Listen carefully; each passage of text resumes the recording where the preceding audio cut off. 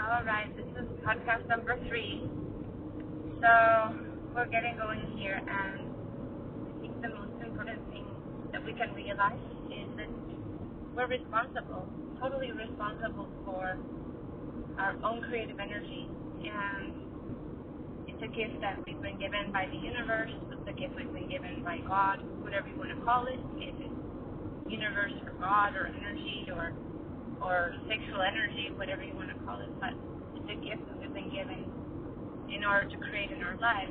And this gift and the movement in our body of this energy is our responsibility. Most people live their lives looking for a partner who can help them feel that energy, and there's nothing more stronger than the feeling of attraction that you have when you meet someone and you feel attracted. Oh my God, it's the most amazing, energetic, moves so much energy in your universe, in your body, in your world. You can get up in the morning, you're full of all kinds of energy to do what you want. And most of the time when we feel that way about someone, we take all that energy, and a lot of women, and men too also, when they feel that way with somebody, they start dedicating themselves to giving that energy and attending that person. And then we create codependency, and then we create a situation where we become needy, and the only way we can feel that kind of energy is if we have connection with that person. So it can be extremely painful and extremely complicated and life manipulating energetic experience, because there are connections that we can have, like the twin flame connections, the soulmate connections, and that's why there's a whole world on YouTube that deals with all of those issues, and it's so energetically overwhelming because very few people understand what's actually happening, what the actual science is behind attraction, and why vibrationally there are certain people that can give you those kind of energetic experiences. And I want to make it really clear that before we even try to have those kind of connections with anyone in our lives, we should learn to be responsible for generating that energy for ourselves. And obviously this topic is quite new and not something that a lot of people have heard of before. But it is our responsibility. We can have relationships and we can love people in our lives, and they might not be able to participate in a healthy, loving, sexual relationship with us. So we don't want to leave the relationship. We might have children, we might have business endeavors, we might have other reasons, we might just really care about that person, but little by little we fall into depression, we fall into disconnection with ourselves, and this is where our relying on someone else to generate that kind of energy is so not the way that we should be going. It's to rely on someone else for what you need to generate inside yourself is always going to be a losing situation. However, if we can generate that energy inside ourselves, and then we're with that other person and we can share it with that other person in whatever way they and the universe permit us to share it. So in order to figure out what to do,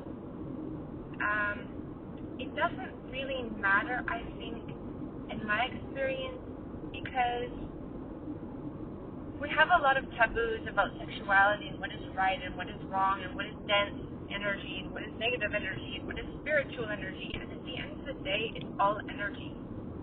And if something turns you on, it doesn't really matter what it is. And I think that's where we need to get rid of all those taboos and all those belief systems. I've had an experience in my life where just a few phrases just put exactly the way I needed to hear them were one of the most erotic things I ever heard in my life. And those 3 or 4 phrases by someone who was able to connect with my energy on a very high spiritual level and know exactly what my soul needed to hear in order to generate that energy was absolutely mind-blowing. And we were talking about someone who was in their 70s. This was obviously someone I was working with in learning about healing and learning about energy, and I had asked about sexual transmutation and about learning more about this, and I had never been so blown away, totally blown away. And one of the things that he taught me was that we can use certain words, certain sexual words that we might have thought were forbidden, or certain, whatever it is, an image, it doesn't really matter what it is that turns you on. You need to get the energy started in yourself.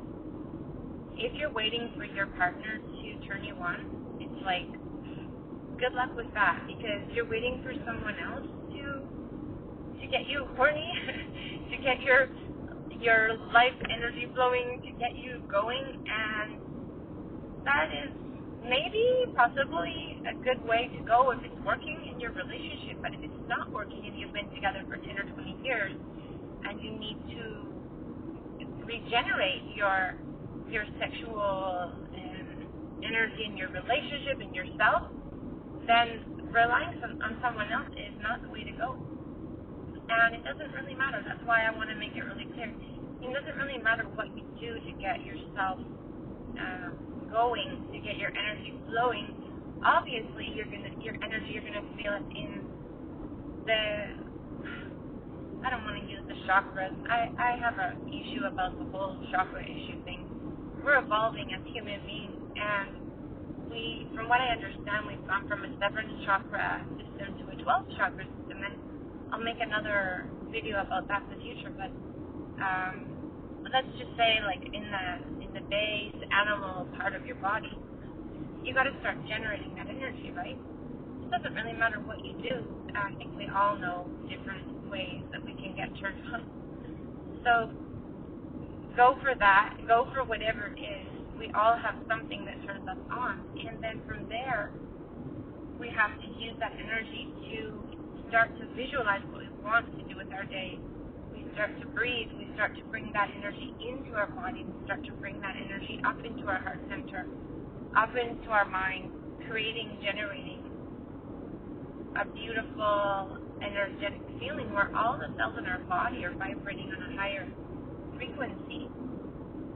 Some people call it Kundalini awakening. There's so many different ways of different spiritual ways of describing it. But we can create that for ourselves. And then from getting that started and breathing and using the mind to direct the energy towards what we want to accomplish during our day. And we have a lot of people teaching meditation, and a lot of people that are showing different ways to have peace and relaxation and abundance. And I don't see anyone teaching people how to get their erotic, creative energy going, to get themselves up in the morning and to motivate themselves in their day. And I think maybe it's because people it took me a long time to get to a place where I was like, okay, I'm ready to talk about this, and just open myself out and put it out there. I was very afraid of the judgment and the criticism of the social media masses in putting this out there. But at some point, when I felt like I was ready, which is just a few days ago, I started to say, okay, I'm going to just put this out there, because we need to know this. If we're just relying on happiness and vibrations of love and the normal spiritual, we are not going to make it. It is not strong enough. We need to start getting to a different energetic level that's way more powerful, and start using our creative, intimate, sexual energy to motivate our life mission. And I think this is what I've been put on this planet to learn, to teach, and to share. I think we're all just starting to even have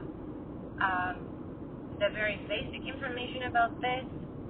I'm downloading a lot of this in my meditations just by my own life experience, my own Kundalini awakening, my own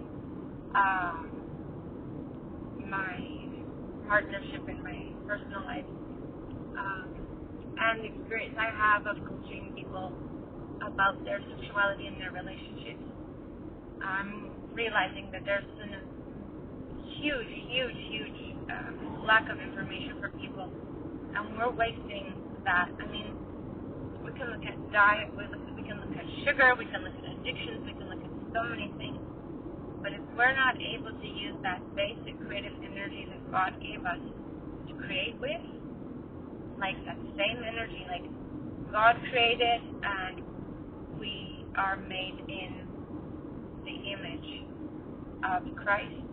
This is what the religious groups are saying. And if God is a creator and Jesus a creator, so are we. So we got to get over the taboo and the control about sexuality and start giving our young people. Because if we don't start giving this information is going to be used by pornography. We've got huge companies that created other addiction areas for human beings, now investing billions of dollars in pornography and manipulating the sexual energy of the young people and adults and even old people, all ages. And I think it's time that someone taught us how to use our own creative and erotic energy in order to motivate and have the ability to focus in our lives and use our energy to create synchronicity with the universe and use our visualization, dropping the mind into the creative heart center and being able to send that out into the universe.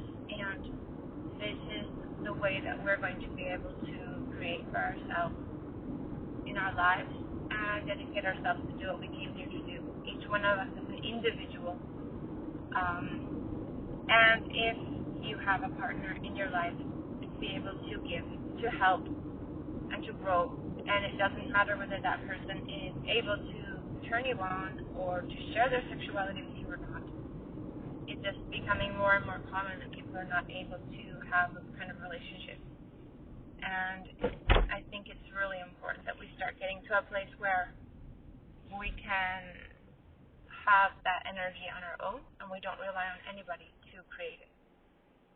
So, podcast number 3, please let me know what you think. I need your guidance. I'm doing this totally going out on a limb. I have to admit, it is very scary for me too because this is a whole new world of information. I don't see very many people talking about this, and I think that motivates me more and more to feel like I'm responsible to help people learn about it. And all of this information also I want to share in Spanish after, but let me get it out in English first, and then I will start to do the podcast in Spanish as well. I want this information for English and all of Latin America. I think it's really important. A lot of times, I grew up in Canada, but I've been living in Mexico for 26 years, and I noticed how the information that we had in Canada 20 or 30 years ago is just starting to permeate the spiritual community in Mexico 30 or 40 years later. And it makes me really angry that people have to wait for the translations to come and the information can't be received in the world at the same time. And I think one of the reasons that I was sent by the universe to live in another country and learn to be fluent in another language was to put the information out in both languages. So there you go. Have a great day, and please let me know what you think of this information.